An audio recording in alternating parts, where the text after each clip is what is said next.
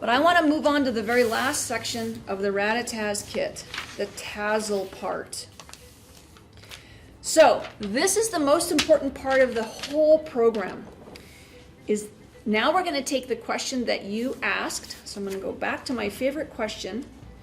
And I said, how can I make my own watercolor paint? And what I want you guys to do is take that question. I'm going to circle it here. And I want you to actually figure out how to answer it. You can do anything you want with that question. It doesn't even have to be a science question. It can be an art question. It could be a history question. It could be a literature question. It could be any kind of question. It could be a serious question. It can be a silly question. But try to figure out how to answer it. And so I actually got really excited about making my own watercolor paint. And I got to the last part and I was like, you know, I really don't know how to make my own watercolor paint. I've never done it before. And I really wanted to figure out how to do that.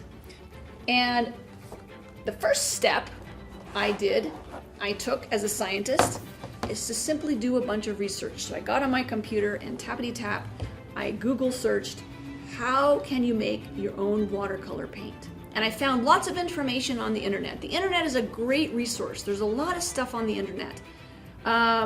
Some of it's good and some of it's not so good. And through this series, I'm going to teach you a little bit more about what good resources are and what not so good resources are. But for now, I just simply wanted to research, how do you make your own watercolor paint? How would you actually do that? And it turns out you can make your own watercolor paint with a variety of things. I can take food coloring and baking soda and make cakes, something similar to what we have here in this watercolor tray. I can also make watercolor paint out of fruits and vegetables, so beets or carrots or turmeric can make watercolor paint. But I ran across a website and it's called For the Love of Soil. And I fell in love with this idea of making watercolor paint from soil. So this is the website For the Love of Soil, and you can see this is a whole bunch of different soils. Now, the ladies who have this website are soil scientists, and this website, For the Love of Soil, actually teaches you about soil. But one of the things that they do is make watercolor paint out of soil. So I decided that I was going to go try to make my own watercolor paint out of soil.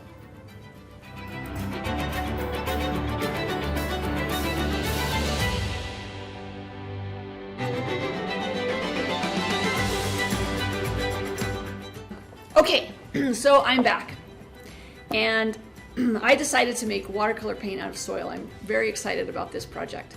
So here's what I did. I went on a mountain bike ride with my friend Polly, and there's a couple of places near Albuquerque that have some pretty fun colored soil.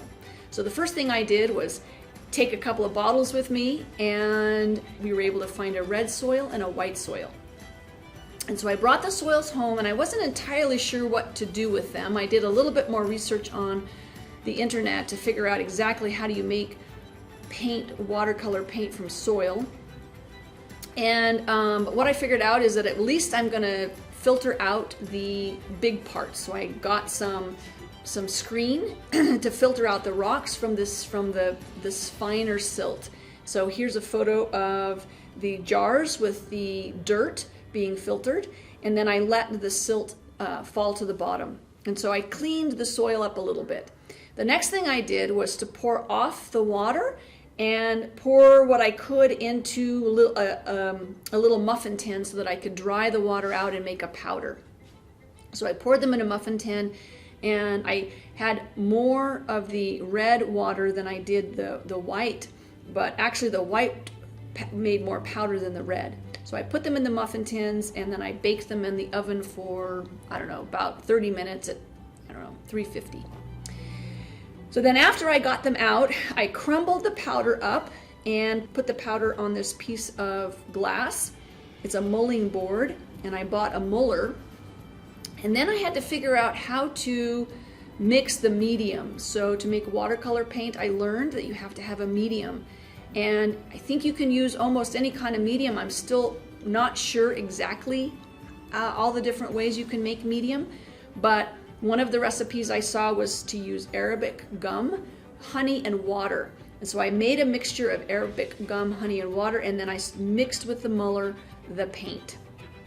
And this process is to smooth, I think, the paint out and take all the bigger chunks and make a nice smooth paste.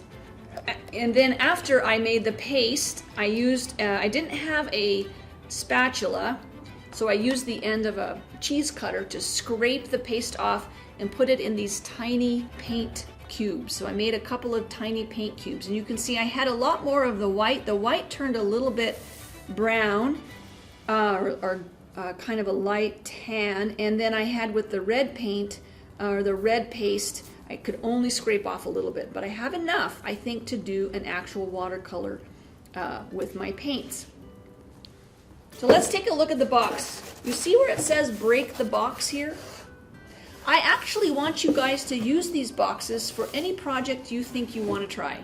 So it says here, seriously, break the box, tear it, cut it, draw on it, shred it, fold it, color it, recycle it, or create something new and just for you with it. All the world's greatest inventors, adventurers, discoverers, entrepreneurs, and expeditionists started by breaking the box. So I decided I wanted to use my box as an easel because I want to be a painter. I want to learn how to paint, and I'm going to use my new soil paints that I made to paint a drawing. So what I did is I took the ends off of the box, the little flaps that were on the end here, and I made little stands so that I could stand my side of the box up and make an easel out of it. So these are little holders for the easel, and then I took the Rat-a-Tats tab and cut it out. I liked the mouse, I kept the mouse, so that I can make a little stand for my easel, so I can put my paints on there, my drawings on there. And there is my Rat-a-Tats box easel. And I have some drawings that I've been working on. I've been trying to figure out how to draw a girl that's like this. It's very challenging right now for me to figure out how to draw hands. But I have a drawing here I wanted to share with you guys. I did a chicken. I liked my chicken. I thought my chicken is pretty good for a chicken, right? But I also like to draw some silly things. So I have a pencil guy and a mug. So let's see if my watercolor paints will work for painting my pencil guy and the mug. So I gotta tell you, I had the most fun I've had in a long time just making watercolor paint out of soils. And I've decided that I'm going to do it again. I'm going to go riding, mountain biking with my friend, and everywhere I go I'm going to bring a bottle with me. And I'm going to try to find different soils that I can use to make watercolor paint. Oh, you see, look, it works. It's a nice little gray or tan watercolor paint. You can see it's an actual paint. It completely worked. All right, let's try the brown. So this color I'm calling chalk dust because that's the mountain bike trail we found it on. And this one is called high voltage because, again, that was the name of the trail where we found it. So high voltage is kind of a brown. Let me paint these so you can see their colors. Ah, the brown works well. Look at that. It's kind of a reddish brown, high voltage.